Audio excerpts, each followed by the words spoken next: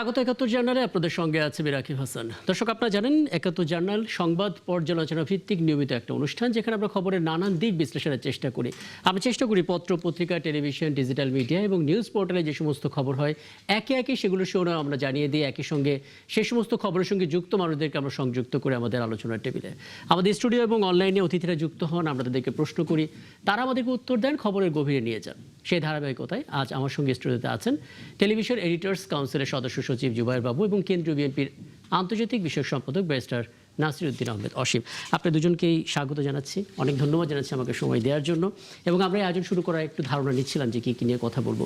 দেশের খবর তো থাকবেই, আন্তর্জাতিক অঙ্গনে একটা বড় ধরনের খবর হচ্ছে যে ডোনাল্ড ট্রাম্প আজকে আবার একটা আলটিমেটাম দিয়েছেন যে আজ রাত থেকেই ইরানের উপর হামলা শুরু হবে এবং ইরান অসুস্থ, তাদের সাথে কোনো আলোচনা নয়।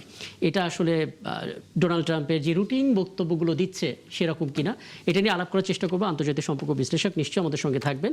এবং বলে রাখি দর্শক, আপনার এই আয়োজনের শুরু থেকে শেষ পর্যন্ত আছেনই এবং এই আয়োজনের বিভিন্ন পর্যায়ে ধাপে ধাপে অতিথিরা যুক্ত হবেন, তাদের সঙ্গে আমরা কথা বলবো। এবং সঙ্গে আছেন অনলাইনে বাংলাদেশ সুপ্রিম কোর্টের আইনজীবী ব্যারিস্টার সাজ্জাদ আলী চৌধুরী।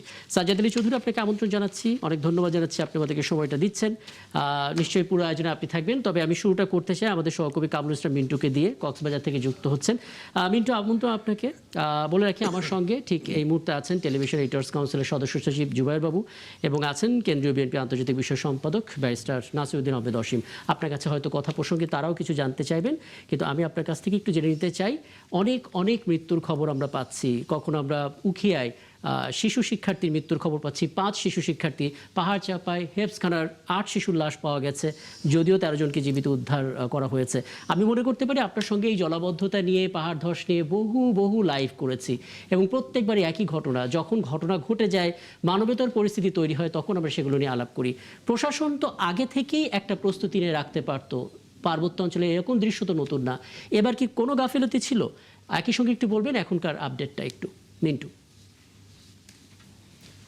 গাফিলতি শক্ত বস্তু, কারণ কক্সবাজারের এক তৃতীয়াংশ এলাকায়, অর্থাৎ কক্সবাজারের 4 ভাগের 3 ভাগ এলাকায় হচ্ছে এখন মানুষ পাহাড়ে বসবাস এবং সম্পূর্ণভাবে বসবাস করছেন। এবং তারা হচ্ছে দিন যতই যাচ্ছে, এটা দীর্ঘ 1990 সাল থেকে শুরু হয়েছে। কক্সবাজারের নগরায়ণ করার জন্য, বাসস্থান তৈরি করবার জন্য, জনবসতি বা জনসংখ্যা বৃদ্ধির সাথে কক্সবাজারের মানুষের থাকার চাহিদা বেড়েছে এবং যার কারণে হচ্ছে কক্সবাজারে যখন জমি সংকট তৈরি হয়, তখন থেকে কিন্তু পাহাড়কে বেছে নেয় এবং পাহাড়ে মানুষ বসবাস করে। এটা প্রশাসনের চোখে ডগাই হয়েছে, বন বিভাগের চোখে ডাকা হয়েছে। নাম সর্বস্ব তারা অভিযান পরিচালনা করেছে এবং কিন্তু শেষ পর্যন্ত দখলদার যারা আছে, দখলবাজ যারা আছে, তারা পাহাড়কে তারা দখল করে নিয়ে সাধারণ মানুষের মাঝে সেটা বিলিয়ে করে দিয়েছে, বিক্রি করে দিয়েছে নাম সর্বস্ব। এবং আপনি জানেন যে এটা হচ্ছে যে বেলে মাটি, নরম মাটি, সেখানে যখন গাছপালা কেটে ফেলা হয় বা পাহাড়ের উপরিভাগ যখন কেটে ফেলা হয়, পাশাপাশি এটা নরম হয়ে যায়, ফাটল ধরে যায় এবং এখানে ড্রেনেজ ব্যবস্থা নাই, যার কারণে পানি চলাচলের, বৃষ্টির পানি যখন পড়ে সেখানে পানি চলাচল করতে না পারে, সেগুলো পাহাড়ে ফাটল ধরে। অর্থাৎ সবকিছু মিলে পাহাড়ের উপরিভাগ যখন কেটে ফেলা হচ্ছে, পাহাড় যখন কেটে ফেলা হচ্ছে, পাদদেশে যখন বসবাস করছে, স্বাভাবিকভাবে বৃষ্টি হলে, ভারী বৃষ্টি হলেই কক্সবাজারে পাহাড় ধসের ঘটনা ঘটে। আপনি মনে থাকবে আপনার 2010 সালে কক্সবাজারে সবচেয়ে একদিনে 47 জন মারা গিয়েছে, সর্বসাকুল্যে 67 জন মানুষ মারা গিয়েছিল, সেখানে সেনা সদস্য ছিল। এবং তার ধারাবাহিকতায় পর্যায়ক্রমে প্রতি বছরই প্রায় 19 বছরে কক্সবাজার 370 জন মানুষ মারা গেছে, আজকের 5 জন যোগ বাদী। তাহলে হচ্ছে সবকিছু মিলিয়ে কক্সবাজারে পাহাড় ধসের সংখ্যা বাড়ছে, কিন্তু পাহাড় নিধন করে বসতি এখনো বন্ধ হচ্ছে না। প্রশাসন এটা কোনোভাবে বন্ধ করতে পারছে না এবং প্রশাসনের নাকের ডগায়। যদিও বা কখনো কখনো আমরা শুনি প্রশাসন সেখানে বৈদ্যুতিক লাইন কেটে দিবে, মানুষকে সরিয়ে দিবে, এই ধরনের নানা পদক্ষেপ তারা গ্রহণ করছে, কার্যত কোনো ব্যবস্থা গ্রহণ করেনি, বরঞ্চ এখন আরো পাহাড় কাটার সংখ্যা বাড়ছে, বসতির সংখ্যা বাড়ছে, যার কারণে মৃত্যুর মিছিলও দিন দিন হচ্ছে। একটা বিষয়টা যুক্ত করবেন কারণ একটু দেখুন, আমরা জানি যে যখন এরকম বৈরী আবহাওয়া হয়, তখন পাহাড়ের আশপাশে যারা বসবাস করেন তাদেরকে আগে থেকে নিরাপদ আশ্রয়ে চলে যাওয়ার জন্য মাইকিং করা হয় এবং তারা আসলে সেখান থেকে যেতে চান না, কারণ তারা জানেন তারা যদি একবারে পাহাড়ের জায়গাটা ছেড়ে যান, তারাও সেই জায়গায় ফিরতে পারবেন না, তাদের কোনো দাবি থাকবে না, একটা ভয় কাজ করে, যে কারণে তারা যায় না। এটা তাদের দিক থেকে বক্তব্য। এই আস্থাহীনতার জায়গাটা কি মানে কিছুটা হলেও কমানো গেল না এবার? না, একেবারে গেল না, কারণ মাইকিং করা হয়েছিল। যখন আবহাওয়া অফিস বলছিল ভারী বৃষ্টি হবে, তখন প্রশাসনের পক্ষ থেকে কয়েকটা জায়গায় নাম সর্বস্ব হচ্ছে মাইকিং করা হয়েছিল, কিন্তু মাইকিং কেউ সতর্কবাণী শুনেনি। এবং আপনি শুধু তাই নয়, গত 2 দিন আগে অর্থাৎ একদিন গতকালকে এবং পরশুদিন এত সংখ্যক মানুষ মারা গেল, প্রশাসন এরপরে মাইকিং করলো, কিন্তু তারপরেও মানুষ পাহাড় থেকে নামে না। তাদেরকে বাধ্য করা হলো, কিন্তু তারপরেও তারা পাহাড় থেকে নামে না। কারণটা হচ্ছে ওই যে বললাম না, আত্মহীনতার জায়গা। তারা যদি নেমে যায়, তাদের যে তিলে তিলে গড়া যে সম্পদ, সহায়ক সম্বল, সেগুলো হচ্ছে যখন তারা আশ্রয় কেন্দ্রে যখন যায়, তখন সবকিছু চুরি হয়ে যায়, তখন আবার চোর ঢুকে যায়। এই অবস্থায়, এই দুর্যোগপূর্ণ অবস্থায় এই জায়গা থেকে মূলত হচ্ছে তারা সেখান থেকে নামতে চায় না। মৃত্যু মাথায়, মৃত্যু জেনেও তারা সেখান থেকে নামতে চায়। আর কথা হচ্ছে যে কক্সবাজারে যে সমস্ত পাহাড়ে মানুষ বসবাস করেন, তারা হচ্ছে যে অনেকটা উদ্বাস্তু মানুষ, যারা হচ্ছে যে জলবায়ু উদ্বাস্তু মানুষ, যাদের থেকে মাটি নাই, তারা মূলত হচ্ছে যে যারা দখল করে রেখেছে পাহাড়, তাদের থেকে ভাড়া করে নিয়ে হোক, কিনে হোক, তারা সেখানে বসবাস করছে। এভাবে করে হচ্ছে কক্সবাজারে অনেক চেষ্টা হয়েছে, কিন্তু আসলে যে ধরনের তাদেরকে যদি পুনর্বাসনের ব্যবস্থা করা না হয়, কোথাও থাকবার জায়গা যদি তৈরি করে দেওয়া না হয়, তাহলে সেক্ষেত্রে তারা কোনোভাবেই এই জায়গা ছাড়ছেন না। আর কক্সবাজারে যে পাহাড়ে যে স্বল্প দামে যে জায়গা পাওয়া যায়, সেটা বাইরে কোথাও পাওয়া যায় না বলেই কিন্তু এই মানুষগুলো সেখানে যে বসতি স্থাপন করছে, এবং এই বসতির লাইনটা, মিছিলটা দীর্ঘ হচ্ছে এবং মৃত্যু মিছিল কিন্তু একদম বেড়ে একদম যাচ্ছে। একদম কামিস্টার মিন্টু, আপনি তো আছেনই। ব্যারিস্টার অসীম, দেখুন আমরা আসলে এই কথাগুলো যখন বলি, বিগত সময় আমরা এটা বলছিলাম, প্রায় 12, 13, 14, 15 বছর ধরে আসলে নানামুখী মুখরোচক কথা আমরা শুনছিলাম। অনেক মাস্টার প্ল্যান নেওয়া হচ্ছে, চট্টগ্রামে জলাবদ্ধতা থাকবে না। তারপর আমরা দেখলাম যে সেখানে কখনো সিডিএ, কখনো সিটি কর্পোরেশন মুখোমুখি দ্বন্দ্ব থাকে এবং সমাধান হয় না, একই চিত্র। কোনো আশাবাদ আছে? নতুন সরকার ক্ষমতায় এসেছে। ধন্যবাদ আপনাকে। আমি আপনাদের কলিগ যে কথাগুলো বলছেন কামরুজ্জামান খুব মিন্টু জি। একটা বেশি আমি শুনতে পারিনি বা বোঝা যায়নি, জি তবে যতটুকু বুঝেছি মনে করেন আপনার জিস্ট যেটা, সেটা হচ্ছে কক্সবাজার নিয়ে আপনারা যে কথাগুলো বলেছেন, পাহাড় ধসের কথাটা বলেছেন। প্রথম কথাটা হচ্ছে পাহাড় ধসটা কেন হবে? আপনি ন্যাচারাল যেই অবস্থানটা ছিল কক্সবাজারে, আপনি সেটাকে রাখেননি। এটা যে বা যারাই হোক না কেন, বিভিন্ন সময়, আমার জন্মের পরে বেড়ে ওঠা কিন্তু কক্সবাজার। আমি ক্লাস 9 পর্যন্ত কক্সবাজার গভর্নমেন্ট হাই স্কুলের ছাত্র ছিলাম। জি আমার মনে আছে যে আমরা যে জায়গাটা ছিলাম, আমাদের সমুদ্র সৈকত সড়ক, সৈকত পোস্ট অফিসের উল্টা দিকে, সেখানে তটিনী, তন্ময়, তনিমা, 5টা কটেজ ছিল, শৈবাল ছিল, সাগরিকা ছিল, আপনার 2টো মোটেল ছিল, উপল এবং প্রবাল। আমার মনে আছে লাবণী একটা ছিল। আমরা যখন আপনার হিমছড়ি বলে একটা জায়গা আছে, যেখানে 2টো আপনার ন্যাচারাল ফল ছিল, জলপ্রপাত, সেখানে যেতাম আমরা সমুদ্রের চরে জিপ নিয়ে। আমার বাবা সরকারি চাকরি করতেন, তো সে সময় এসডিও ছিলেন কক্সবাজারে, তাদের জিপ ছিল, আমার বাবার জিপ ছিল, সরকারি কর্মকর্তাদের, অফিসারদের মনে করেন যে কয়েকদিনও ছিল। আমরা পিকনিক করতে যেতাম, আমার মনে আছে স্পষ্টভাবে। একটা পর্যায়ে এসে আমি দেখলাম যে মেরিন ড্রাইভ হয়ে গেছে, আপনি পাহাড় কেটে সেটা করেছেন অপরিকল্পিতভাবে। এদিকেও আপনার হোটেল হয়েছে, বসতি হয়েছে, এদিকেও আপনার হোটেল হয়েছে, রেস্টুরেন্ট হয়েছে, অনেক কিছু হয়েছে। এই যে আপনার ন্যাচারাল যে একটা সোর্স ছিল, আপনি সেটাকে নষ্ট করেছেন। আপনি মেরিন ড্রাইভ করবেন, আপনি সেটা করতে পারতেন, না, করে ফেললাম, এখন নষ্ট করে ফেললাম, এখন কি করব আমরা? আমি বলছি যে এই যে ডিজাস্টারটা যেটা, এইটা আপনি ম্যানেজ করতে পারবেন না। কারণটা হচ্ছে কি, সেম কথাটা আপনি চট্টগ্রামের ক্ষেত্রেও কিন্তু প্রযোজ্য। একদম যে কিরকম, যে আপনি দেখেন চট্টগ্রাম তো পাহাড়ি একটা আছে, তাই না? তো তাহলে সেখানে কেন জলাবদ্ধতা হচ্ছে? এখন কথাটা হচ্ছে যে আপনাকে একটা ভিশন থাকতে হবে যে আজ থেকে 20 বছর পর, 50 বছর পর কি হবে। আমরা কি করি যে আগামীকাল কি হবে আমাদের, তাই না? যে আগামীকালটাকে আমরা দেখছি, আমি আগামী 20 বছর, 30 বছর, 50 বছর পরে কি হবে, এই ভিশনটা আমাদের মধ্যে নেই। এটা যতদিন না থাকবে, এই ধরনের ডিজাস্টারগুলো আপনি ফেস করতে থাকবেন।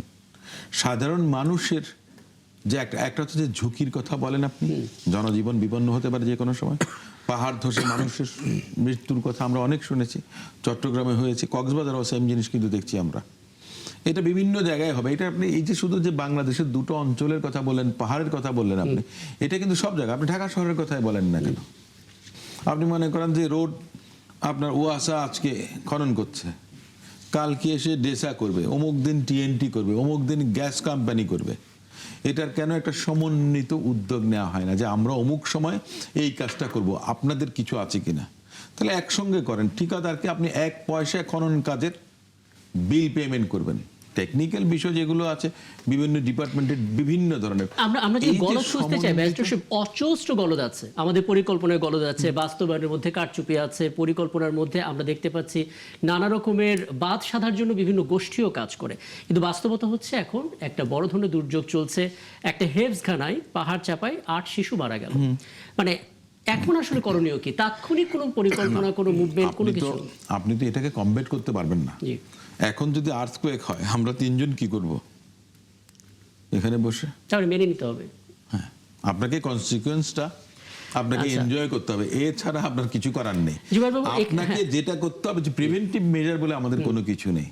এখন আধুনিক জ্ঞান বিজ্ঞান সেটা যেটা বলা হয় যে হ্যাঁ এখানে হবে কি হবে না, আমি এসে মনে করেন যে আপনি খুঁজে বের করতাম যে ভূমিকম্প হবে কিনা, 71 টিভিতে আপনার 71 জানালে আমি যাব কি যাব না, সেটা ভিন্ন বিষয়। কিন্তু কথাটা হচ্ছে যে আপনার প্রিভেন্টিভ প্রিকশনারি মেজার এটা অনেক বেশি এসেনশিয়াল। বুঝতে পারছি। আপনি কিভাবে করবেন? আপনি পারবেন না। আপনাকে যেটা করতে হবে কি, আপনি মনে করেন যে একটা দুর্যোগ যদি ঘটে যায় সেটাকে আপনি কিভাবে আপনার উত্তরণ ঘটাবেন।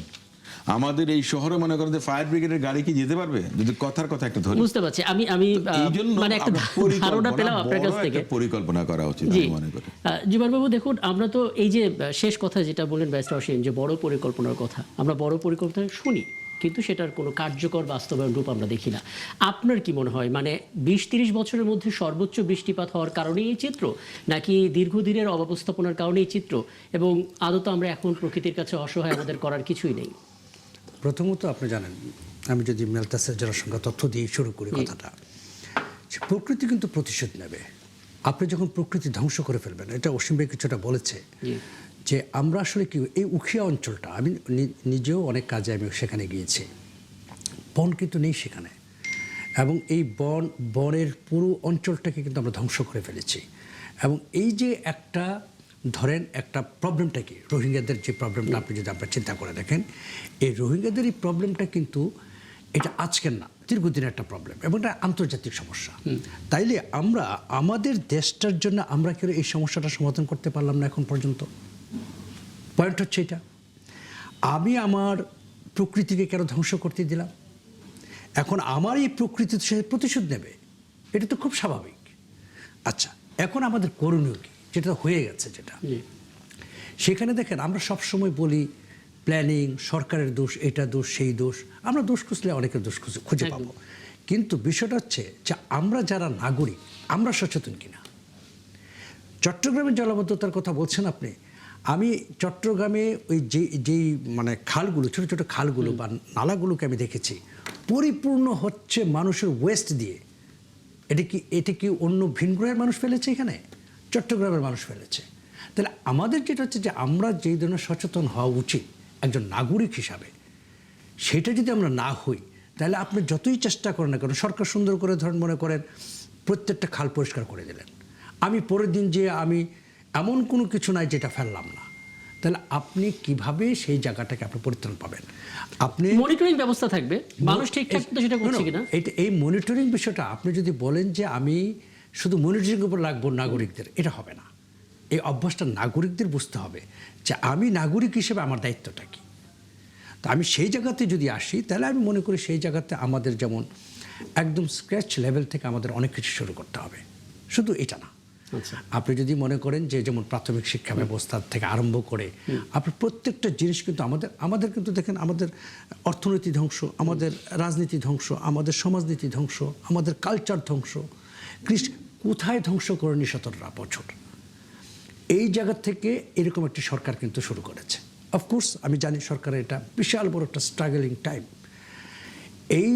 এই সময়ে কিন্তু আবার আমরা যারা নাগরিক আছি আমাদের কিন্তু দায়িত্ব রয়েছে। একদম। আমি একটা বিরতিতে যাব, যাওয়ার আগে কারণ মিন্টু 1 মিনিটের মধ্যে দুটো তথ্য আপনি আমাকে দেবেন। প্রথমত, একটু আগে আমরা বলছিলাম যে ঢাকার যে রাডার, সেই রাডার দিয়ে আসলে আমাদের ঢাকার আবহাওয়া অফিস কক্সবাজারের আবহাওয়ার খবর জানাচ্ছে। তারপরও আপনি যদি একটু জেনে থাকেন আবহাওয়ার আপডেটটা কি, এবং কুতুপালং ক্যাম্প নিয়ে একটু সবার মনোযোগ সেদিকে, কারণ ভোগান্তি সেখানে ঘটেছে, দুর্যোগ সেখানে আরো একটু বেশি হয়েছে। ক্যাম্পের অবস্থাটা কি একটু বলবেন আমাদেরকে ছোট করে? জি। রাডারের যে কথাটা বলছেন 2023 সালে এটা হচ্ছে যে নষ্ট হয়ে গেছে। ওখান থেকে যে রাডার থেকে যে ডেটা পাওয়ার কথা আবহাওয়া, সেটা পাচ্ছে না। এটা একটা বড় সমস্যা। সঠিক সময় সঠিক তথ্যটা কক্সবাজারের মানুষ পাচ্ছে না। যার কারণে আবহাওয়া অফিস সেই তথ্য দিতে পারছে না। এটা একটা বিষয়। আর রোহিঙ্গা ক্যাম্পের এখন পর্যন্ত 5 জন নিহতের খবর আমরা জানি এবং 8 জন গুরুতর ভাবে আহত আছে। তাদেরকে কক্সবাজার বিভিন্ন হাসপাতালে ভর্তি করা হয়েছে এবং কিছু শরণার্থী বিষয়ক কমিশন থেকে কিছু ব্যবস্থা গ্রহণ করা হয়েছে, যেহেতু আজকে বৃষ্টির দিনেও যেহেতু স্কুল চলেছে সেজন্য স্কুল যাতে আর চলতে না পারে বা হয় বৃষ্টির সময় এই ধরনের কিছু আবার টাইকিডস কিছু যে সমস্ত অতি ঝুঁকিপূর্ণ রোহিঙ্গা বসতি আছে সেখান থেকে সরিয়ে নেন ব্যবস্থা করা হয়েছে। রোহিঙ্গা ক্যাম্পে এই বুঝতে পারছি এবং আপনি তো আছেনই, আপনার মাধ্যমে প্রতিনিয়ত আমরা আপডেট পাচ্ছি, প্রতিবেদন আকারে সেগুলো জানতে পারবো। অনেক ধন্যবাদ কামরুল মিন্টু এই আপডেটগুলো জানানোর জন্য। এবং দর্শক আপনারা আছেন 71 জানালে ছোট্ট একটা বিরতি নিয়ে ফিরছি, আমাদের সঙ্গেই থাকবেন। আমরা দেখলাম আমরা আসলে একই শিরোনামের মধ্যেই সবগুলো গণমাধ্যম ছিলাম। বোধ করি এগুলি আসলে দিনের সবচেয়ে গুরুত্বপূর্ণ খবর ছিল। এ পর্যায়ে যুক্ত হচ্ছেন বাংলাদেশ সুপ্রিম কোর্টের আইনজীবী ব্যারিস্টার সাজ্জাদ আলী চৌধুরী। ব্যারিস্টার সাজ্জাদ আলী চৌধুরী, আপনাকে আমন্ত্রণ জানাচ্ছি। ধন্যবাদ, আপনি আমাদেরকে সময়টা দিচ্ছেন। একটা বিষয় একটু শেয়ার করি আপনার সঙ্গে। আমরা সাধারণত দেখি বিরোধী দলের যিনি প্রধান ডাক্তার শফিকুর রহমান, জামাতে ইসলামীর আমির, তিনি যখন বক্তব্য দেন বেশ ধীরে সুস্থে বক্তব্য দেন এবং তার বক্তব্যের মধ্যে খুব বেশি আক্রমণাত্মক কিছু আমরা তেমন পাই না এবং সেগুলো আমরা ফোকাস করি, শিরোনাম করি।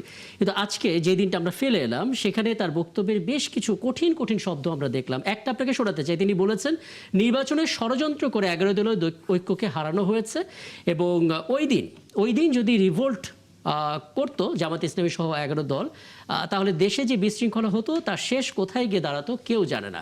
তাই 11 দল দায়িত্বশীলতার পরিচয় দিয়েছে।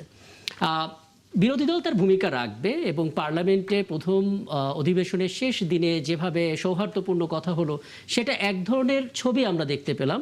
আবার এখানে খোদ নির্বাচনটাকেই ষড়যন্ত্র করে হারিয়ে দেওয়া হয়েছে এমন অভিযোগও আনা হচ্ছে। মানে দুটো বিষয় তো একেবারে সাংঘর্ষিক। এরকম সাংঘর্ষিক বিষয়টা সামনে রেখে আসলে বিরোধী দলের অবস্থান কতটা ধরে রাখতে পারবে? এটা তো পুরোপুরি সরাসরি নির্বাচনটাকেই প্রশ্নবিদ্ধ করা হচ্ছে আসলে। জি, ধন্যবাদ 71কে এবং আমার সহ আলোচকবৃন্দ এবং যারা শুনছেন তাদেরকে শুভেচ্ছা। বিরোধী দলের যিনি প্রধান, আসলে তিনি অনেকগুলো ইস্যুকে এখানে কাভার আপ করেছেন। প্রথম কথা হচ্ছে নির্বাচন, তারপর হচ্ছে গিয়ে নির্বাচন জুলাই চার্টার ছিল, জি, এবং জুলাই চার্টার ইস্যু এবং সাবসিকুয়েন্ট হচ্ছে নির্বাচন পরবর্তী তাদের দলের অবস্থান বা রিভোল্ট করা, অথবা তারা রিভোল্ট না করে নিজেদের কন্ট্রোল করে সাবসিকুয়েন্টরা সামনের দিকে এগোনো। দেখেন এই ইলেকশন নিয়ে ইলেকশন পরবর্তী একজন উপদেষ্টা কিন্তু একটা কথা বলেই ফেলেছেন যে আমরা যারা ধর্মীয় রাজনৈতিক দল তারা যেন না আসে, এরকম একটা আমাদের সিদ্ধান্ত ছিল। এরকম একটা কথা কিন্তু যে কোনো একজন উপদেষ্টা, আমি যদি তার নামটা বলছি না, তিনি বলেছেন চ্যানেল 1 বা যে কোনো একটাতে টিভি চ্যানেলে সাক্ষাৎকার দেওয়ার সময়। সাবসিকুয়েন্টলি যেটা দেখা যাচ্ছে ইলেকশন পরবর্তী যে অনেকগুলি ইস্যু আছে, ইলেকশন ইঞ্জিনিয়ারিং বলেন, সেটা সাইলেন্স ইঞ্জিনিয়ারিং বলেন অথবা প্রকাশ ইঞ্জিনিয়ারিং বলেন, কিছু ইস্যু তো আছে। আর এই জিনিসটা সবচেয়ে বেশি আসতেছে কারণ 53টার মতো আসনে হার জিতের ইস্যুটা হয়েছে প্রায় 3% ভোটের মানে ব্যবধানে, যার কারণে এবং এর জন্য অনেকগুলো ইলেকশন পিটিশনও যদি বা হাইকোর্টে ফাইল করা হয়েছে, উভয় দলই ফাইল করেছে এবং যেগুলি পেন্ডিং আছে হিয়ারিংয়ের জন্য। এখন এই অবস্থায় আমরা যদি বাংলাদেশের অতীত প্রেক্ষাপটে দেখি, ধরেন তখন বিরোধী দলগুলো কি করেছে, দেখা যাচ্ছে কি ইলেকশনের পরের দিনই হরতাল ডেকেছে। অবশ্যই আমরা সেরকম অনেকগুলো উদাহরণ দেখতে পাই, কিন্তু বর্তমান বিরোধী দল তো বেসিক্যালি তারপরেই তো জনাব তারেক রহমান বর্তমান প্রধানমন্ত্রী, তিনি বিরোধী দলের প্রধানের বাসায় গেছেন এবং এনসিপির প্রধানের বাসায় গেছেন এবং তাদের মধ্যে সৌহার্দ্যপূর্ণ বিহেভিয়ার দেখেছি আমরা। কিন্তু তারপরও বিরোধী দল নেতা এখন এই কথাগুলি এই জন্যই বলছেন কারণ বর্তমান সরকার তার ইলেকশন ম্যানিফেস্টো নিয়ে নির্বাচিত হয়েছেন। তিনি কিছু জিনিস বাস্তবায়ন করবেন, সেটা জাতির সামনে এবং জনগণের সামনে কথা দিয়ে। ঠিক তেমনি বিরোধী দলও কিন্তু নির্বাচন করেছে এবং তারাও 77টা আসন পেয়েছে। সেখানেও তাদের কিন্তু একটা ইলেকশন ম্যানিফেস্টো ছিল, সেখানে কিন্তু ছিল জুলাই সনদ, জুলাই আর বিভিন্ন পরিবর্তন, এগুলো বাস্তবায়ন করার ওয়াদা ছিল। কিন্তু যেহেতু তারা নির্বাচিত হয়নি, তারা প্রধান বিরোধী দল। এখন মানে আমি জুলাই ইস্যুতে একটু পরে আসছি। আপনি যেহেতু বিগত সময়ের কথা বললেন, অতীতের কথা, এবং সেই সময় অতীতে বিরোধী দলের ভূমিকা নিয়ে কথা বলছিলেন, কিন্তু আপনি অতীতের নির্বাচনগুলোর দিকেও তাকান। 2026 সালের মতো কোনো নির্বাচন আপনি দেখেছেন এর আগে? হ্যাঁ, হয়েছে। 91 সালে ইলেকশন হয়েছে। আচ্ছা, আপনি 91টাকে মার্ক করেন। এরপর 26 সালের মতো? 2001-এর ইলেকশন হয়েছে। আচ্ছা, আপনি একটা 2026 সাল যেরকম সাকসেসফুল সেরকমই সাকসেসফুল বলবেন? অবশ্যই সাকসেসফুল, কিন্তু ইস্যুটা হচ্ছে 26 সালের ইলেকশনটা একটু ডিফারেন্ট, কারণ 26 সাল 17 বছরের নির্বাচনহীনতার যে সংস্কৃতিটা চালু হয়েছিল সেটার যে একটা বড় ধরনের বধ্যভূমি তৈরি হয়েছিল, সেটা ভেঙে নতুন আবার গণতান্ত্রিক অগ্রযাত্রার যে সূচনা হয়েছে, সেটার জন্য এটা একটু ডিফারেন্ট। এবং সাথে যেহেতু একটা গণভোট এবং এটা তো এই ডিফারেন্ট বলে এটা সবাই অ্যাপ্রিশিয়েট করেছে, কিন্তু মানে সেখানে ষড়যন্ত্রটা কেন আসবে? ষড়যন্ত্র কথাটা আসছে যেহেতু একজন উপদেষ্টা অলরেডি বলে ফেলেছেন ইলেকশনের, বা তিনি বলেছেন, ওই উপদেষ্টা ব্যাখ্যাও দিয়েছেন, কিন্তু ব্যাখ্যাটা শুনেছেন আপনি? উনি তার ব্যাখ্যা এটা স্পষ্ট করে বলেছেন যে তিনি নিরুৎসাহিত করার কথা বলেছেন, কিন্তু বাধা দেওয়ার কথা বলেননি। এখন শব্দটা হচ্ছে, এখানে তো শব্দের মাধ্যমে তো আর মানে আপনার যে ইন্টেনশন সেটা তো আর লুকায়িত করার সুযোগ নেই। হাউ এভার এখন বিরোধী দল তো তার সামনের দিকে এগোচ্ছে, তাই তিনি বলছেন আমরা যদি ওই সময় এটা নিয়ে যদি আমাদের যে অ্যাঙ্গার ম্যানেজমেন্ট না করে আমরা যদি এটার একটা রিয়াকশন দেখাতাম, তাহলে তো বাংলাদেশের সিচুয়েশনটা ভিন্ন হতো, দেশের মধ্যে একটা অস্থিতিশীলতা তৈরি হতো। কিন্তু ওনারা একটা দায়িত্বশীলতার পরিচয় দিয়ে তারা সামনের দিকে এগিয়েছেন। তারা তো এখন ওগুলো তো অতীত হয়ে গেছে। বর্তমানটা হচ্ছে তারা বিরোধী দল, বিএনপি সরকারি দল, এবং বিরোধী দল সংসদে তার দায়িত্বটা পালন করছেন, সরকারি দল তার দায়িত্বটা পালন করে যাচ্ছে।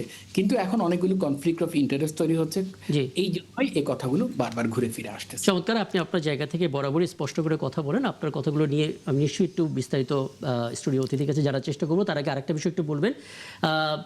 শিবিরের পক্ষ থেকে অনেক আগেই অভিযোগ করা হচ্ছিল, তারা বিভিন্ন সময় বলছিল যে বিএনপি আসলে নিজেদের কথা না রেখে জনগণের সঙ্গে প্রতারণা করেছে। একই কথা জামাত আমির তিনিও বললেন, একই কথা নাহিদ ইসলামও বললেন। সরকারের বয়স যেখানে 4 মাসও হয়নি, সেখানে প্রতারণা শব্দটা ব্যবহার করাটা সমীচীন হচ্ছে কিনা এখন? আমি মনে করি প্রতারণার শব্দটা যথার্থভাবে ব্যবহার হচ্ছে। কারণ দেখেন, বিএনপি কিন্তু তার একটা ইলেকশন ম্যানিফেস্টো দিয়ে সে জনগণের তার কনসেন্ট আদায় করেছে এবং সরকার গঠন করেছে যথা নিয়মে এবং দায়িত্ব পালন করছে। কিন্তু ওনারা অবশ্যই যথাযথভাবে কথা দিয়েছেন যে আমাদের মানে ইলেকশনের যে কালি, সেই কালিটা শুকোনোর আগে, মুছে যাওয়ার আগে আমরা আমাদের কথাগুলো বাস্তবায়ন করা শুরু করব। এবং সেই অনুযায়ী কিন্তু তারা বিগ একটা পোর্শন বাস্তবায়ন করা শুরু করেছে। তার মধ্যে হচ্ছে ফ্যামিলি কার্ড বলেন, আরও অনেকগুলো ইস্যু কিন্তু বাস্তবায়ন করা শুরু করেছে। কিন্তু বাস্তবায়ন করছে না কোনগুলো, যেগুলো বিএনপির বিপক্ষে যায়। সেগুলো কি? সেগুলো জুলাই সনদ। সেগুলো গণভোটে তারা যেহেতু অংশগ্রহণ করেছে, গণভোটের পক্ষে প্রচারণা করেছে, সেই প্রেক্ষিতে গণভোটের যে এজেন্ডা ছিল যে সংবিধান সংস্কার পরিষদ গঠন করা, সেটা তারা প্রথম দিনই করেনি এবং সেটার কোনো শপথই নেয়নি।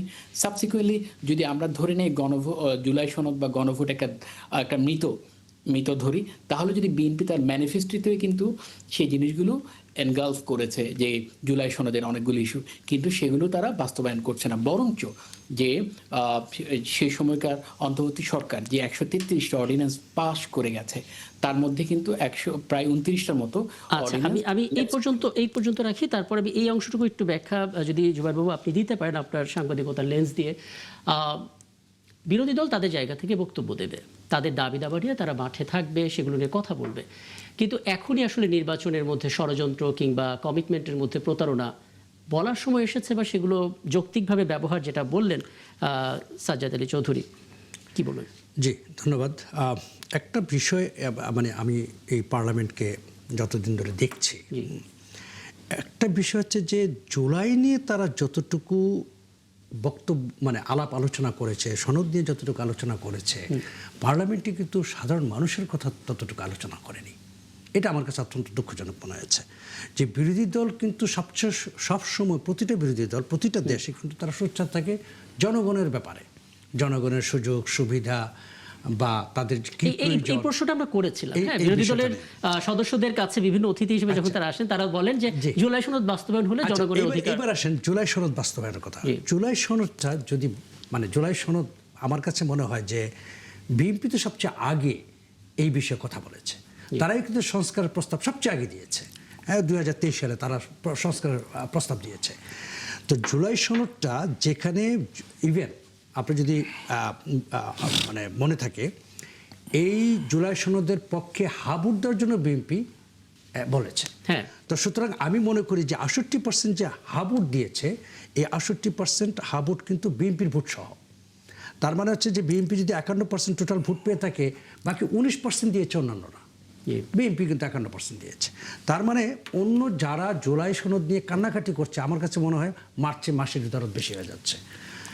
বাট এইখানে একটা জিনিস বুঝতে হবে যে বিএনপি কিন্তু একদম ক্যাটাগরিক্যালি বলেছে যে কতগুলো জিনিস, যে হ্যাঁ আমরা এটা মানি, বাট আমার মনে হয় যে এই জায়গাটাতে এই ধরনের পরিবর্তন দরকার, ঠিক আছে। এবং সেটা কিন্তু বিএনপির ম্যানিফেস্টোতে সুস্পষ্টভাবে উল্লেখ রয়েছে। এবং জনগণ ভোট দিয়েছে কিন্তু বিএনপিকে সরকার গঠন করার জন্যে। একটা জিনিস পয়েন্টটা যে সরকার গঠন করার জন্য, এবং সেখানে জনগণের কাছে বিএনপি গেছে তার ম্যানিফেস্টো নিয়ে, এবং ম্যানিফেস্টো ওয়াইজ বিএনপি সংস্কার করবে, এটি তো স্বাভাবিক, তাই না?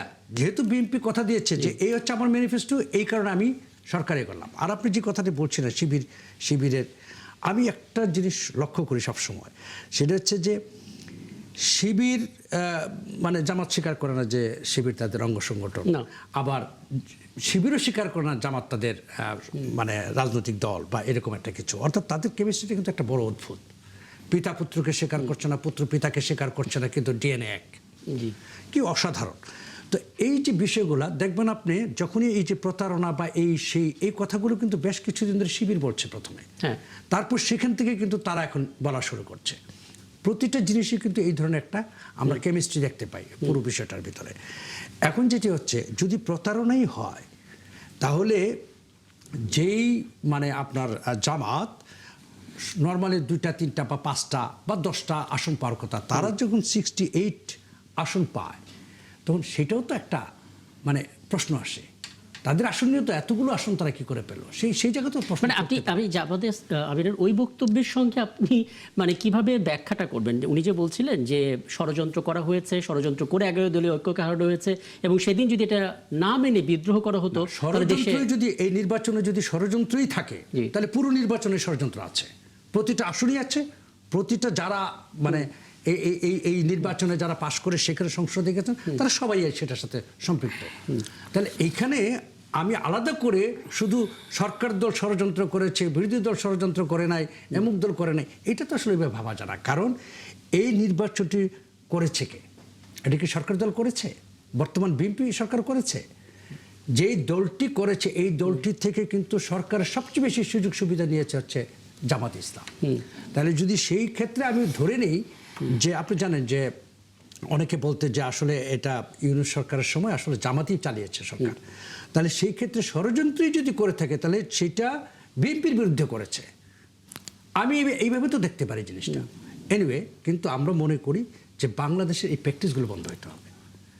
বাংলাদেশকে যদি সত্যিকার অর্থে আমরা যদি একটু আগাতে চাই, বাংলাদেশের রাজনীতিকে নিয়ে যদি আমরা আরেকটু উন্নত জায়গায় চলে যেতে চাই, তাহলে কিন্তু এই ধরনের অভিযোগগুলো না করে বরং আমাদের দেশে যে সাধারণ মানুষের সমস্যাগুলো রয়েছে, এবং সমস্যা অন্ত নেই আমাদের দেশে, এই সমস্যাগুলো নিয়ে বরং তাদের কথা বলা উচিত। এটা আমি মনে করি যেটা হচ্ছে না আমাদের সংসদে। একদম। আমি একটু ব্যস্ত আছি, সরাসরি আপনি ছোট করে একটু বলবেন, মানে যে গণভোটে 4টা প্রশ্ন ছিল, আপনার মনে হয় কিনা সাধারণ মানুষ সেই 4টা প্রশ্ন পুরোপুরি বুঝতে পেরেছে? দেখেন, এটা অনেক পুরনো একটা বিষয়। না আপনি শুধু এটা বলে তারপরে আরেকটা অংশ আমি বলতে পারবো আর কি। আপনি মনে করেন এটা নিয়ে আপনি মনে করেন যে আমার মনে হয় যে ইস্যুটা সেটেল হয়ে গেছে অনেক আগে, বাংলাদেশের জনগণ সেটা বুঝতে পারেনি, এবং সেই কারণে মনে করেন যে এটা নিয়ে অনেক কথা। মুশকিল হচ্ছে এখানে বিএনপি 31 দফাকে রেফারেন্স হিসেবে ব্যবহার করেছেন জামাত। তিনি বলেছেন জনগণ যদি সেই 4টা প্রশ্ন না বুঝে থাকে তাহলে বিএনপি 31টা দফা কি করে বুঝবে? না, বিএনপির 31 দফা আপনার কি করে বুঝবে? প্রশ্ন পড়া এক জিনিস, আপনার যখন ম্যান্ডেট দিতে হয় এমসিকিউর মতো, এটা এক জিনিস। আর একটা হচ্ছে মনে করেন যে প্রশ্নপত্র বা সিলেবাস, তাই না, বা গাইড, সেটা আরেক জিনিস। সেটা আপনার বোঝা উচিত। এই কনফিউশনটা তৈরি করা জামাত আমির সাহেবের উচিত না। প্রথম কথা হচ্ছে এটা। দ্বিতীয় কথাটা হচ্ছে যে আপনি যে কথাটা বাবুভাই যে কথাটা বললেন যে বিএনপির বিরুদ্ধে অভিযোগ করছেন যে ষড়যন্ত্র হয়েছে, এই ষড়যন্ত্রের কথা যদি বলেন, উনি যেটা বলেছেন না যে পক্ষটা ওনাদের পক্ষে হয়েছে, বিএনপির বিরুদ্ধে হয়েছে। মানে আমি যদি একটা প্রশ্ন রাখি, আই এম নট কোয়েশ্চেনিং। আমাদের শোয়ের ফরম্যাটে এরকম আপনি ব্যারিস্টার সাজ্জাদকে যদি প্রশ্ন করতে পারেন। আমি ব্যারিস্টার সাজ্জাদকে আমি বলতে চাই একটা জিনিস, বিরোধী দলীয় এমপি মানে যেখান থেকে মনে করেন জামাতের আমির সাহেব এমপি হয়েছেন, জি সেখানে যে বাংলাদেশ জাতীয়তাবাদী দলের প্রার্থী ছিলেন, জি আমি যদি তার লয়ার হতাম তাহলে আমি বলতাম যে ইলেকশন ট্রাইব্যুনালে একটা মামলা ঠুকে বসে থাকেন, আমি এই কাজটা করতাম। উনি করেছেন কিনা আমি জানি না, করেছেন। কালকে আমি ভালো জিজ্ঞেস করবো। এখন করেছেন, ব্যস্ত থাকেন, 30 করেছেন? দিনের মধ্যে করতে হয় না, আমার মনে হয় না করেছেন, আচ্ছা আমার মনে হয় না করেছেন, 30 দিনের মধ্যে করতে হয়।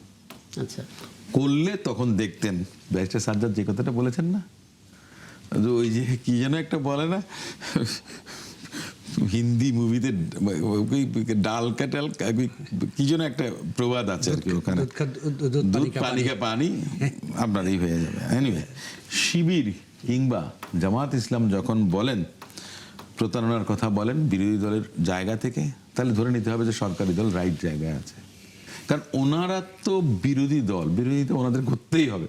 ওনারা যখন এই কথাটা বলবেন তাহলে আপনাকে ধরে নিতে হবে যে সরকারি দল ট্রেজারি বেঞ্চে যারা আছেন তারা রাইটলি তাদের মতো করে মুভ করছে। সরকারি দল কি ভুল সিদ্ধান্ত নিতে পারে না? ভুল সিদ্ধান্ত নিতে পারে, কিন্তু যখন সেটা জনগণ বিচার করবে, আচ্ছা সেটা বিরোধী দল যখন বলবে তখন ধরে নিতে হবে যে সরকার ঠিক জায়গায় আছে, সঠিক জায়গাটাতে আছে। বিরোধী দল কখনো আমি কখনো তো আপনাকে- জনগণের কণ্ঠস্বর হয়ে যায়। না না, আমাকে একটা কথা বলেন, বিরোধী দল জনগণের কণ্ঠস্বর হবে, আর যেই জনগণ সরকারকে ম্যান্ডেট দিয়েছে একটা দলকে সরকার গঠনের জন্য, সে আপনার জনগণের কণ্ঠস্বর হবে না।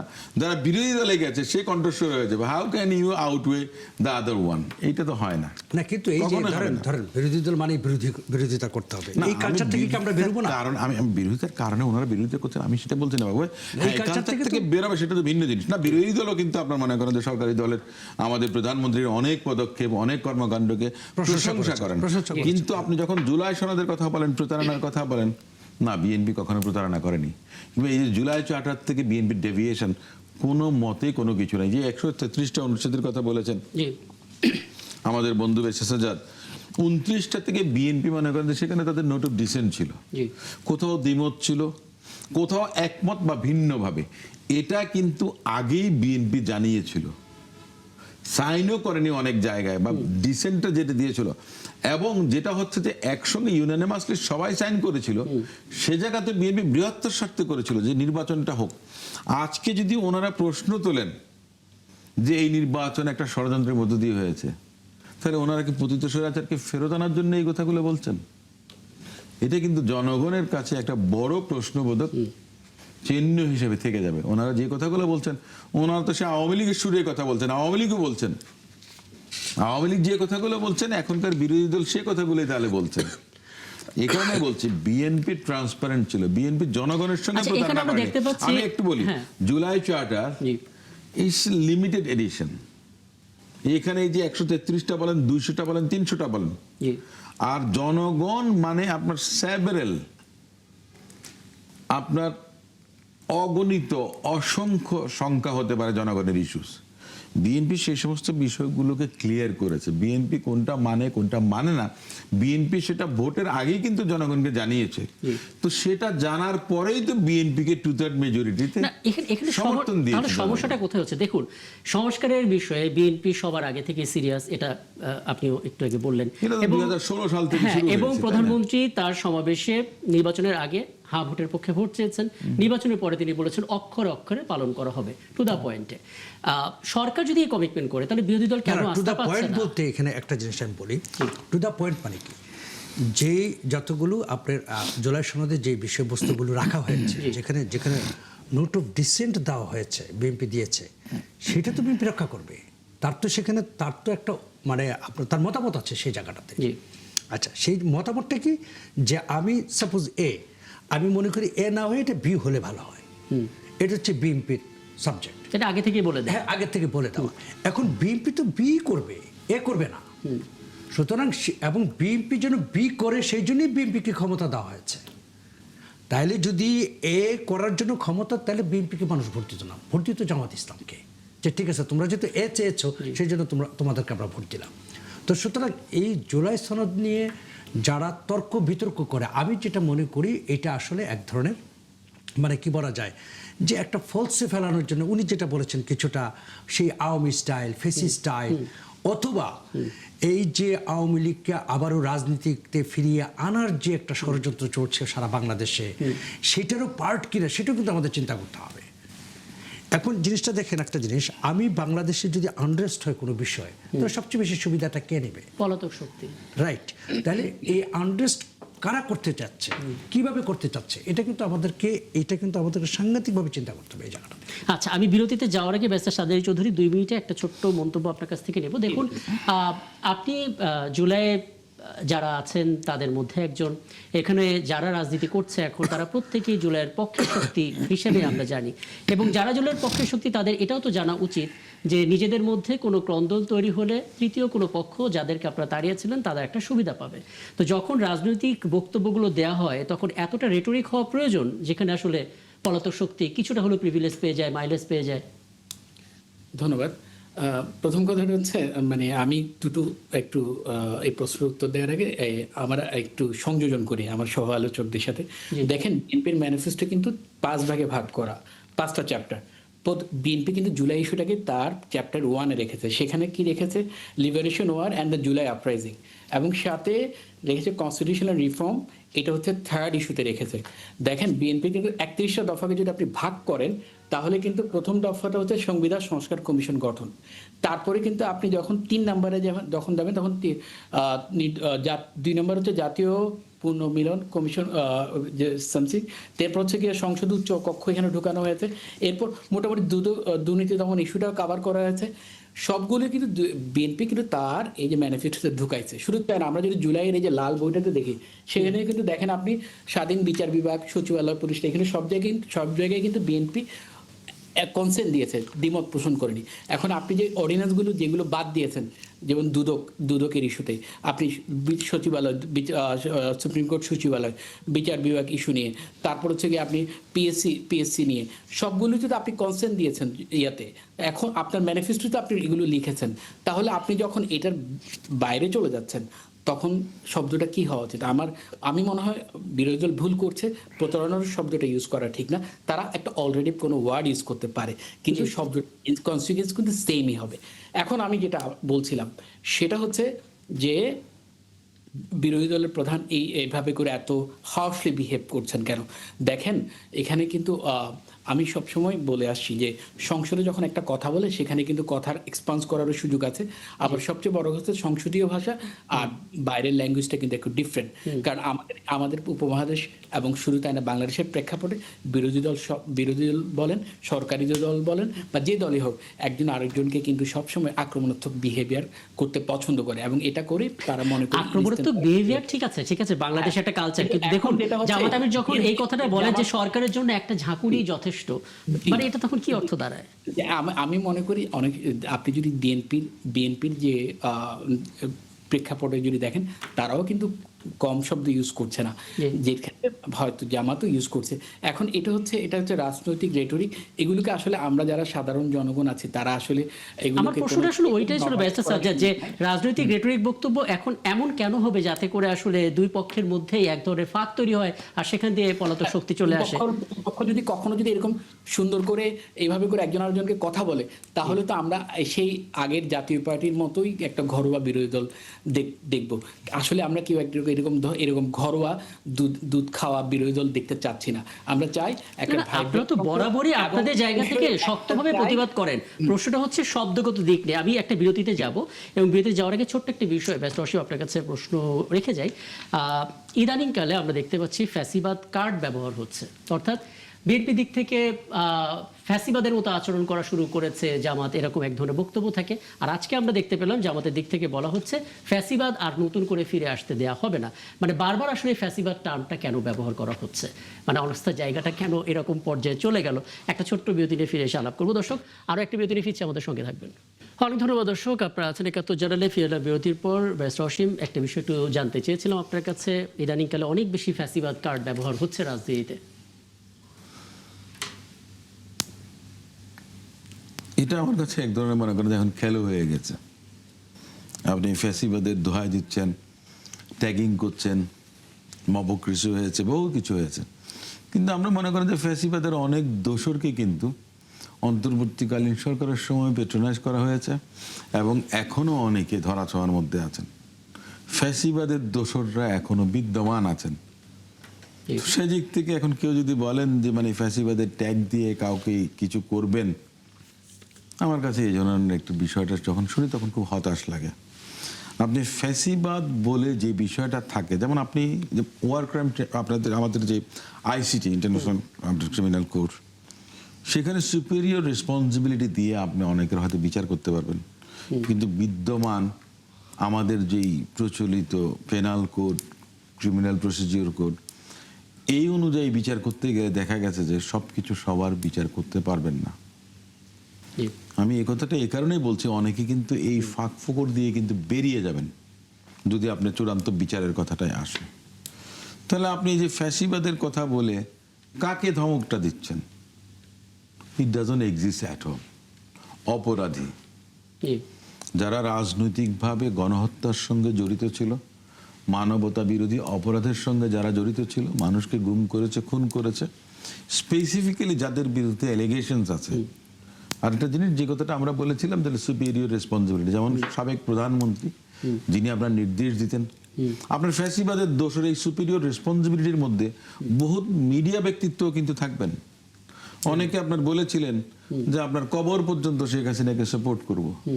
অনেকে বলেছেন প্রথমে তোমাকে চাই, শেষ তোমাকে চাই, দ্বিতীয়ত তোমাকে চাই। এ ধরনের লোকরাও কিন্তু আমাদের এখানে আছেন, তাই না?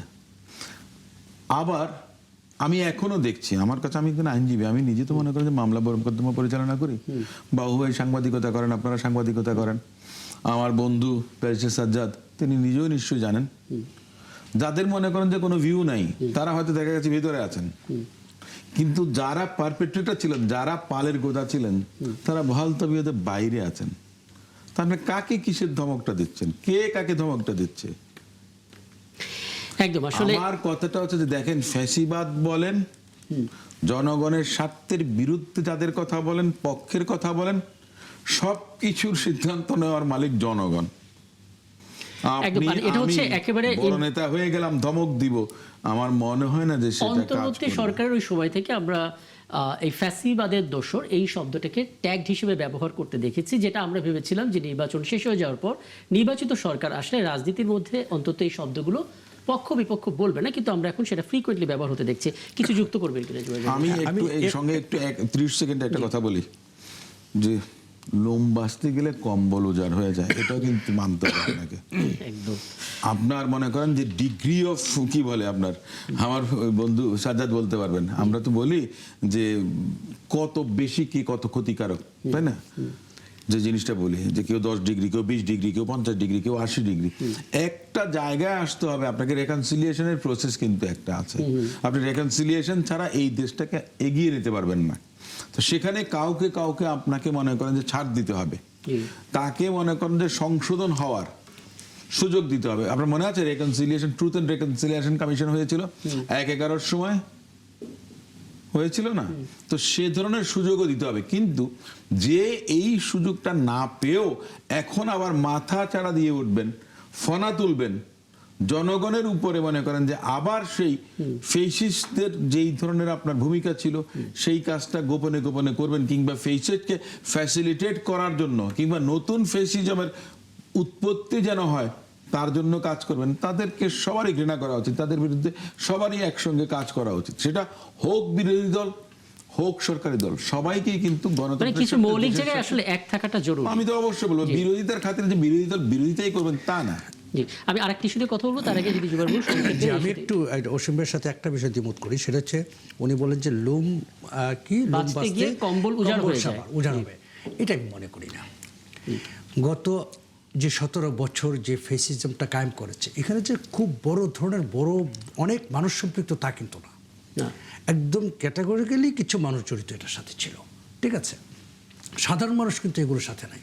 এটা ঠিক 1971 সালের মতোই, যেমন ধরেন বাংলাদেশের 99.9% মানুষ এই যুদ্ধের পক্ষে এবং যুদ্ধের সাথে ছিল, মাত্র 0.1% ছিল রাজাকার।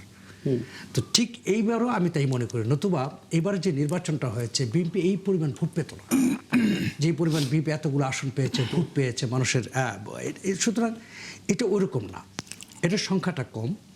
যেটা হচ্ছে যে আমাদেরকে প্রায়োরিটি লিস্ট তৈরি করতে হবে, যে তার ভিতরে অপরাধের মাত্রাটা কি, কতটুকু অপরাধ পর্যন্ত আমরা তাদেরকে একটা, যেটাই বলি না কেন, ট্রুথ কমিশন করে বা যেভাবে হোক এটা করে তাদেরকে আমরা একটা ক্ষমা করে দেবো, যেটা 1971 সালেও কিন্তু রাজাকারদেরকে ক্ষমা করা হয়েছিল। আপনি জানেন 40 না 46,000 রাজাকার ছিল, তাদের ভিতরে 36,000 34,000 ওই সাধারণ চলে গেছে।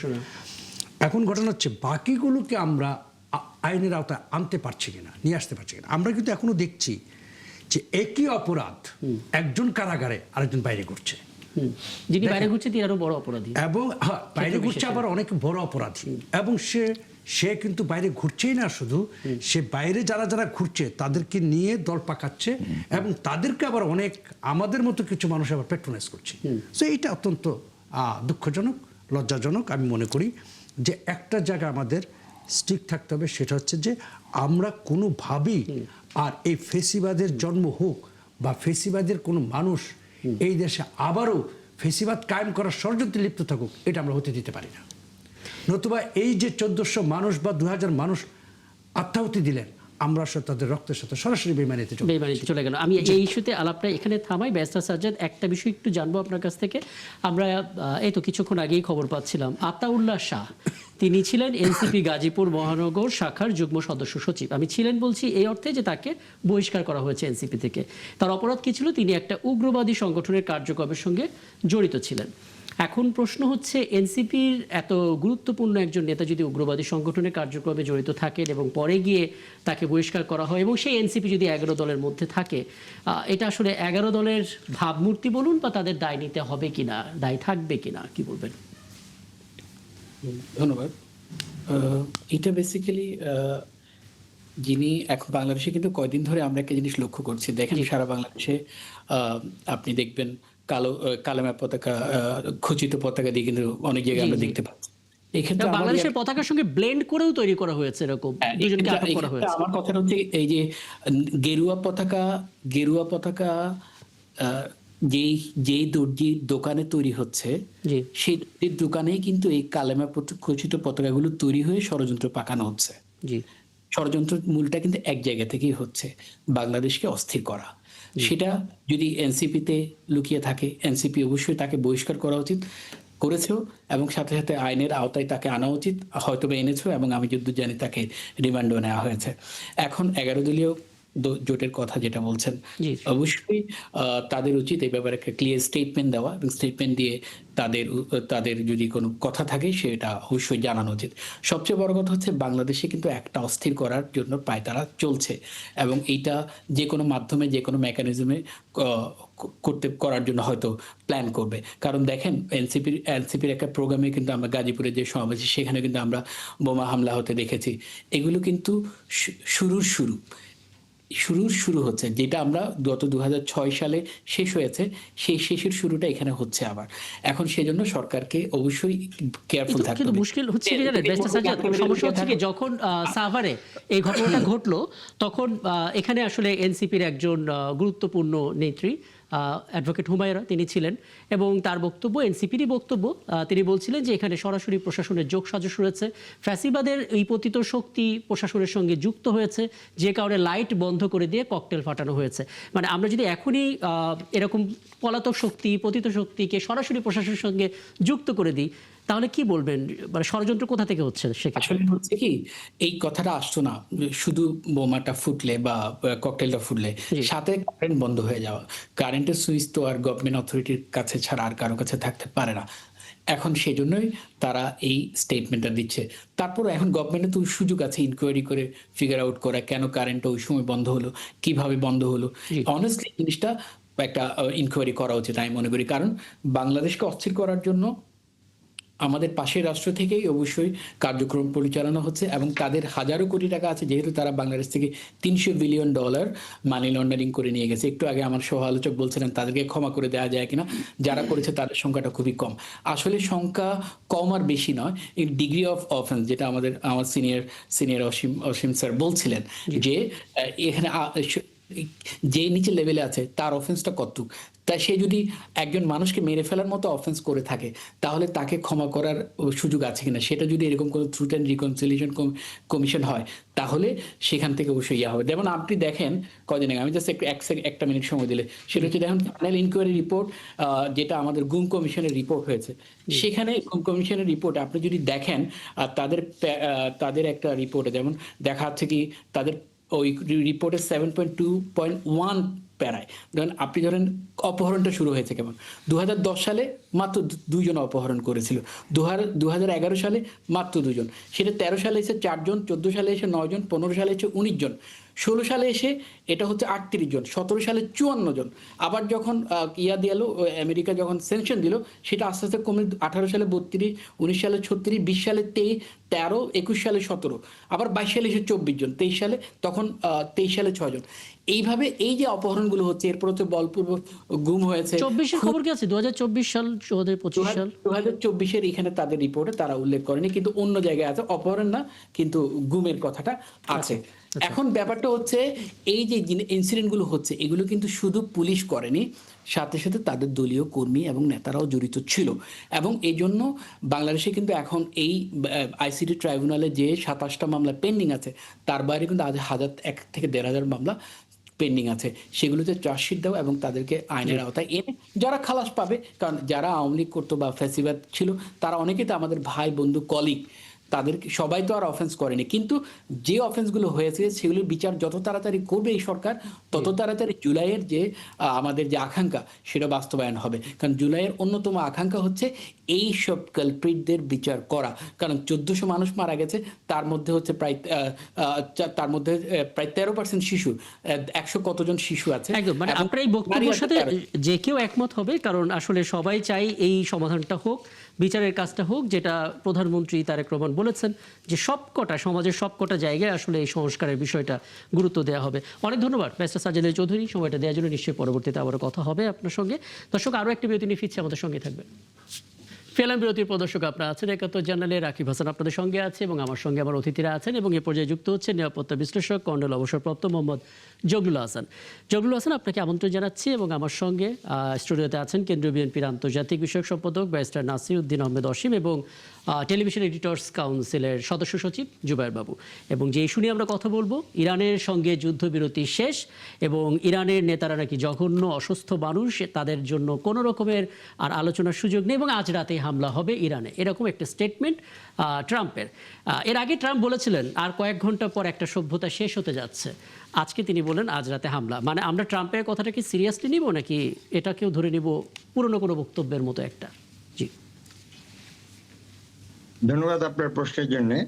তো ট্রাম্পের এই বক্তব্য সত্য বা মিথ্যা এটা অনেকগুলো ফ্যাক্টরের উপর ডিপেন্ড করবে। তার আগে বলি যে একটা যে এমওইউ হয়েছিল গত 17 তারিখে, সেটা তো অলরেডি ব্রেক হয়ে গেছে, যেহেতু ইরান দুটো জাহাজকে আক্রমণ করেছে এবং প্রত্যুত্তরে ইউএসএ 80টি স্থানে বা ইরানের 80টি পয়েন্টে তারা আঘাত করেছে বা আক্রমণ চালিয়েছে। আইআরজিসি 60টি নৌযানের মতো নৌযানে এবং 80টি পয়েন্টের কথা বলা হচ্ছে আর কি। তো হয়তো আরো স্পেসিফিক নিউজ পরবর্তীতে আমরা করবো বা জানতে পারবো। তো এখানে আমি বলবো যে এই শান্তি চুক্তি বা এমওইউ যেটাই বলেন, এর আগেও পাকিস্তানের মধ্যস্থতায় 9 দফার একটা হয়েছিল, এখানেও একটা এমওইউ হয়েছিল 17 তারিখে। বাট আলটিমেটলি এটা কি দুই দেশের মধ্যে বা এখানে যে ট্রায়াঙ্গুলেশন আছে ইসরায়েল, ইউএসএ এবং ইরান, এদের মধ্যে যে সংঘাত বা দীর্ঘদিন ধরে যে হোস্টাইলিটি চলছে সেটাকে পরিপূর্ণভাবে মানে বন্ধ করার কোনো সম্ভাবনা আছে কিনা, বা এই চুক্তির মধ্য দিয়ে এটা বন্ধ হওয়ার সম্ভাবনা আছে কিনা। এই চুক্তিতে দুটো বিরাট মানে গ্যাপ রয়ে গিয়েছিল। যদি আমি স্ট্র্যাটেজিক বা ইন্টারন্যাশনাল পয়েন্ট অফ ভিউতে আলোচনা করি, তাহলে আপনি দেখবেন যে লেবাননে যে চুক্তির একটি পয়েন্ট ছিল বা এমওইউ একটি পয়েন্ট ছিল যে ইউএসএ এবং ইসরায়েল সব ধরনের সামরিক আক্রমণ বা সংঘাত বন্ধ করবে।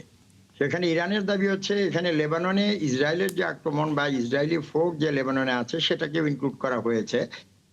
বাট ইউএসএ বলেছে না, ইসরায়েলের রাইট আছে তার নিজস্ব নিরাপত্তা ব্যবস্থার জন্য নিশ্চিত করা, এবং ইউএস এর ইসরায়েলের যে ট্রুপস লেবাননে রয়েছে সেটা এই চুক্তির আওতার বাইরে। এখানে কিন্তু একটা ডিসকর্ড রয়ে গিয়েছিল, এবং ইউএস এবং ইরানের মধ্যে যে সবচেয়ে ক্রিটিক্যাল ইস্যু সেটা হচ্ছে যে আপনার ইরানের ইউরেনিয়াম এনরিচমেন্ট বা পারমাণবিক কর্মসূচি, সেটাও কিন্তু 30 দিন পরে আলোচনা হবে, এরকম একটা লুজ কনফেডারেশন বা লুজ একটা ফ্রেমিং ছিল, যেটা থেকে কিন্তু সংঘাত পরবর্তীতে হওয়ার সম্ভাবনা রয়ে গিয়েছিল।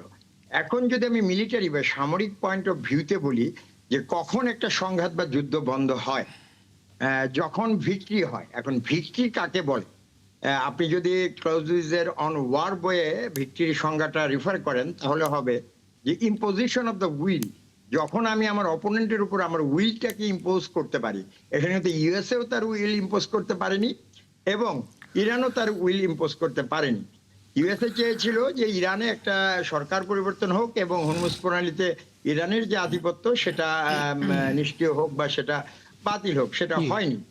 আর ইরান চেয়েছিল যেন তার আভ্যন্তরীণ ব্যাপারে ইউএসএ কোনো হস্তক্ষেপ না করে বা ইসরায়েল কোনো থ্রেট, ইসরায়েল বা ইউএস এর দুজনের সম্মিলিত আক্রমণ বা ইসরায়েলের পক্ষ থেকে কোনো থ্রেট যেন না থাকে, এবং হরমুজ প্রণালীতে তার যে একচ্ছত্র আধিপত্য সেটা বজায় থাকে। না, এগুলো আপনি যেগুলো বলছেন এগুলো একদম মানে বেসিক ফ্যাক্ট, এগুলোর কারণে এটা হয়েছে, এটা কম বেশি আমরা বুঝতে পারছি, কিন্তু এর বাইরে আরেকটা ভিক্টরি কিন্তু হয়নি। আর আরেকটা হচ্ছে যেটা আমি বলবো যে দুইটা দেশের মধ্যে কিন্তু টোটাল ওয়ারও হয়নি।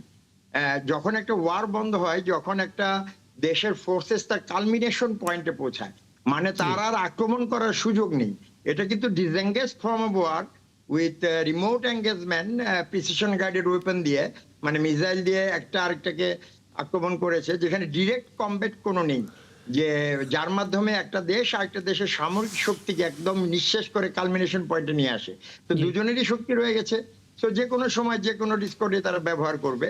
তো এই জন্য এই ব্যাপারটা হয়েছে। এখন কথা হচ্ছে যে ইরানকে যে প্রশ্নটা করলেন যে ইরানকে যেভাবে দোষারোপ করা হচ্ছে এবং রাতে হামলা হবে সেটাও বলছে। জি হ্যাঁ, হামলা তো অলরেডি হয়েছে গত রাতে, আজকেও আবার হবে। এখন যেটা বললাম যে দুটো দেশই কালমিনেশন পয়েন্টে পৌঁছেনি এবং কেউই ভিক্টরি পায়নি, কাজেই তাদের সামরিক শক্তি রয়ে গেছে, তাদের যে স্ট্র্যাটেজিক বিরোধিতা বা হোস্টালিটি সেটাও রয়ে গেছে। তাহলে যে কোনো সময় যে কোনো ভাবে তাদের মধ্যে আবার সংঘাত হবে, এটা ধরেই নেওয়া যায়। জুবাইর বাবু, একটা বিষয় একটু বলবেন, মানে প্রথমত যেই ভিত্তি নেই এই কারণে এটা হচ্ছে না, চুক্তিটা ভেস্তে গেল এবং হামলাটা পুনরায় চালু হতে যাচ্ছে, এটা একটা কারণ।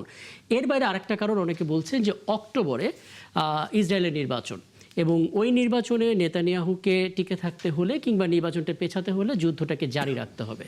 নেতানিয়াহুর একটা বড় ধরনের আপত্তি জায়গা ছিল এই চুক্তিটা নিয়ে। আপনার মনে হয় কিনা দ্বিতীয়বার হামলা চালানোর এই কথাটা নেতানিয়াহু একটা বড় ফ্যাক্টর এখানে?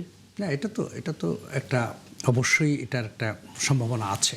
কেন আপনি একটা জিনিস চিন্তা করে দেখেন, যখনই আমাদের উপমহাদেশে যদি আপনি দেখেন ভারতের নির্বাচন কিংবা পাকিস্তানের যখনই নির্বাচন হয় তখনই কিন্তু একটা উত্তেজনা বাড়ে এই দু দেশের ভিতরে, এবং এই উত্তেজনাটা বাড়ার পেছনে এটা একটা রাজনীতি একটা বিষয় কাজ করে, যে সেটা হচ্ছে ভোট ব্যাংকটা কীভাবে কে কার দখলে দেবে, যে পাকিস্তানে ভারত বিরোধিতা, ভারতে পাকিস্তান বিরোধিতা, ঠিক আছে। এবং ওই অঞ্চলটাতেও কিন্তু দেখবেন সেইরকম একটা অবস্থান আছে, বিশেষ করে ইসরায়েলের ক্ষেত্রে।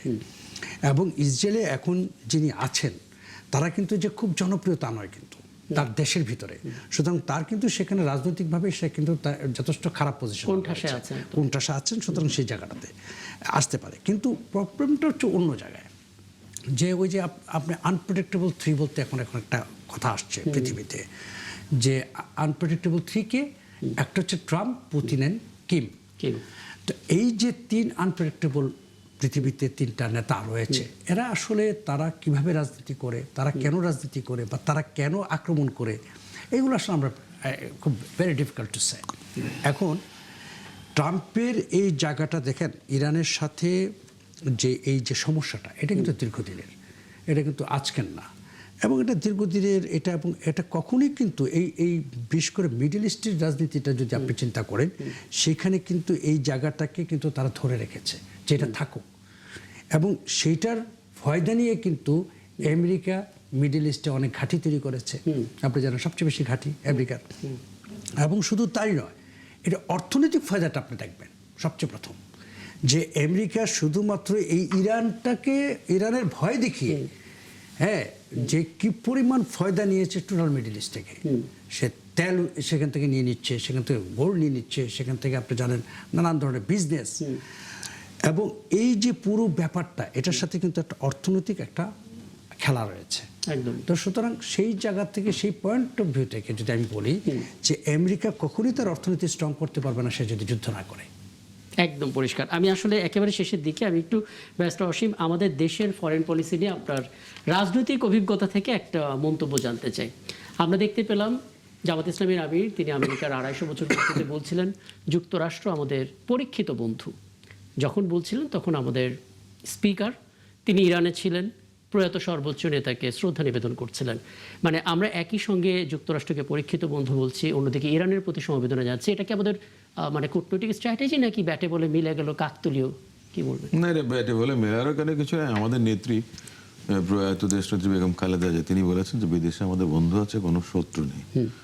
আর একটা বিষয় আছে যে সবার সঙ্গে আপনার মিত্রতাটা যেটা আছে সেটা একটা রেসিপ্রোকাল একটা বিষয় হবে, ন্যায্যতার So, ন্যায্যতার ভিত্তিতে, যেটা আমরা বলছি। So regardless of anyone's relationship with one country to other one, Bangladesh's relationship to any other country would be on a basis of friendship, একটা এই যেটাকে আমরা বলতে পারি।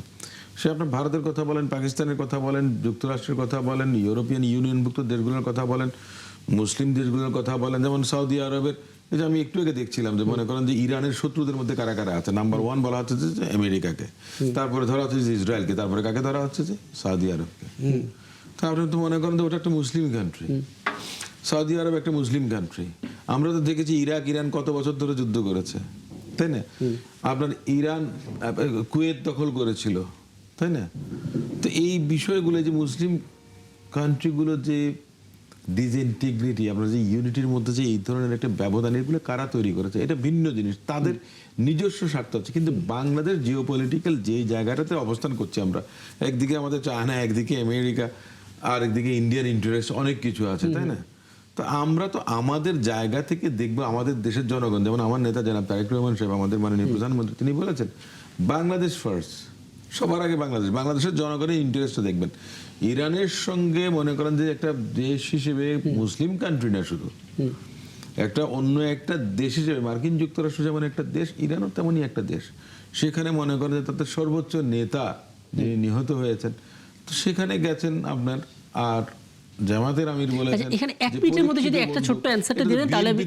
হ্যাঁ, আমি কেন এটা বললাম, কারণ আপনি দেখেছেন রয়টার্সের একটা প্রতিবেদন যে মার্কিন উপপররাষ্ট্রমন্ত্রী এবং একই সঙ্গে জেডি ভ্যান্স, তিনিও প্রায় ব্যক্তিগতভাবে 10টা দেশের শীর্ষ নেতাদের সঙ্গে যোগাযোগ করেছেন যে আপনারা দয়া করে ইরানে যাবেন না, ওই শেষকৃত্য অনুষ্ঠানে আপনারা যাবেন না, জানাজাতে অংশ নেবেন না। এবং এটা পরবর্তীতে ইরানের গণমাধ্যমেও এসেছে। বাংলাদেশ তো গেছে, কোনো রকমের চাপে পড়তে হবে? আমি বলি যে বাংলাদেশ মাথা উঁচু করে দাঁড়িয়েছে, বাংলাদেশ মাথা নোয়াবার মতো না। আমি যে একটা কথা বলেছিলাম যে সবার আগে বাংলাদেশ, সবার আগে বাংলাদেশের জনগণ। তো এখানে জনগণ যদি থাকে তাহলে মনে করেন যে আপনাকে কেন অন্যের রক্তচক্ষু উপেক্ষা করতে হবে, রক্তচক্ষুকে আপনার মাথা নত করতে হবে, কিংবা আশকারা দিতে হবে, বা আপনার যেটা আমরা বলি না কেন, বাকি যেটা আছে সবার নিজেদেরই একটা হিসেব আছে, তাই না? তো আমাদের ডেভেলপমেন্ট পার্টনার হিসেবে বলেন আপনি, উন্নয়ন বলেন, আমাদের অনেকগুলো বিষয় তো আছে। সেই ক্ষেত্রে আমি মনে করি না যে এগুলো আমরা গেছি সেই জন্য মনে করেন যে আপনার একেবারে কেউ বিরাগভাজন হবেন। আবার মনে করেন যে ওনারা বলেছেন যে আপনারা কেউ যাবেন না, এবং বাংলাদেশ সেটা শোনেনি, এই জন্য মনে করেন যে বাংলাদেশকে পশ্চাতে হবে, আমি এটা মনে করি না। বোধ করি মানে বাংলাদেশের নতুন সরকার আসার পর ফরেন পলিসির বার্তাটা কি সেটা বোধহয় ইতোমধ্যে বিশ্ব বুঝে গেছে। যে একটা স্পষ্ট ব্যাপার কিন্তু দাঁড়িয়েছে বাংলাদেশের ক্ষেত্রে, যে বাংলাদেশ ফরেন পলিসিতে আগের অবস্থানে নেই, এটা হচ্ছে স্পষ্ট একদম। জোয়ার বাবু, আমার হাতে সময় থাকলে আরেকটা জিরো করতাম। আরেকটা বিষয় হচ্ছে যে সেটা হচ্ছে যে বাংলাদেশের ফরেন পলিসি কিন্তু একদম বর্তমান প্রধানমন্ত্রী তিনি কিন্তু সুস্পষ্টভাবে বলেছেন যে সেটা কি সবার আগে বাংলাদেশ। সো এই যে একটা স্পষ্ট ভাষা, এই ভাষাটা কিন্তু পৌঁছে গেছে সারা পৃথিবীতে। এবং সেই হিসেবেই কিন্তু আসলে আমি মনে একদম জহুরুল বাবু, আমাদের সময় থাকলে আলাপ করতাম, কারণ রাত 1টা সংবাদ তো হবে। এবং জনাব জহুরুল হাসান, আপনাকেও ধন্যবাদ আমাকে সময়টা দেওয়ার জন্য, এবং দর্শক আপনাদেরকে ধন্যবাদ এতক্ষণ সাথে থাকার জন্য। আগামীকাল 71 জানালে আবার আমরা হাজির হব নতুন ইস্যু নিয়ে। থাকবেন আমাদের সঙ্গে।